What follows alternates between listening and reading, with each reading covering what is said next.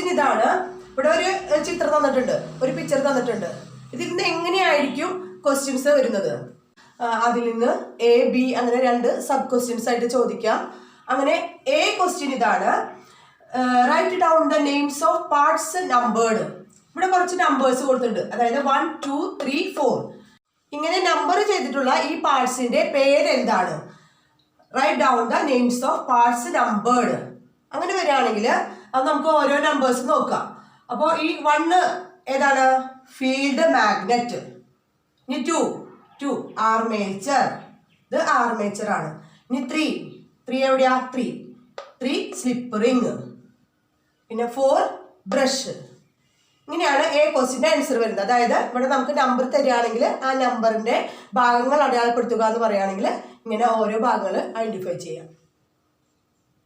ഇതിലെ second question ഇതാണ്, name the working principle of this device. ഈ ഡിവൈസിന്റെ പ്രവർത്തന തത്വം എന്താണ്? Answer electro magnetic induction principle. വൈദ്യുത കാന്തിക പ്രേരണ തത്വമാണ് ഈ ഡിവൈസിന്റെ വർക്കിംഗ് പ്രിൻസിപ്പിൾ. അപ്പോൾ ഇങ്ങനെയുള്ള ക്വസ്റ്റ്യൻസ് ആയിരിക്കും നമ്മൾ ഇപ്രാവശ്യം എക്സാമിന് പ്രതീക്ഷിക്കേണ്ടത്. അതുകൊണ്ട് ഇങ്ങനെയുള്ള ക്വസ്റ്റ്യൻസ് നമുക്ക് കൂടുതലായി നോക്കാം. നമുക്ക് നെക്സ്റ്റ് ക്വസ്റ്റ്യൻ നോക്കാം. Observe the picture and identify the parts labelled as A B and C in the picture shown. ചിത്രത്തിലേക്ക് നോക്കുക. അതില് എയുടെ ഭാഗത്ത് എന്താണ്? A diaphragm. ഇനി ബി ഡിനോട്ട് ചെയ്തിട്ടുള്ളത് എന്താ? പെർമനന്റ് മാഗ്നറ്റ് അഥവാ സ്ഥിരകാന്തം. സി എന്ന് കാണിച്ചുള്ളതോ? Voice coil. ഏതൊക്കെയാണ്? A diaphragm, B permanent magnet, C voice coil. ഇനിയാണ് എ ബി സി എന്ന് ഡിനോട്ട് ചെയ്ത ഭാഗങ്ങൾ.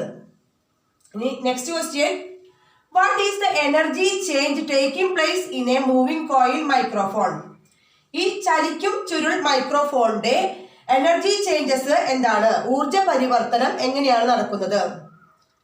Answer mechanical energy converted into electrical energy.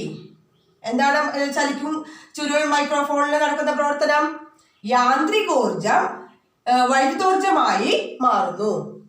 മനസ്സിലായോ?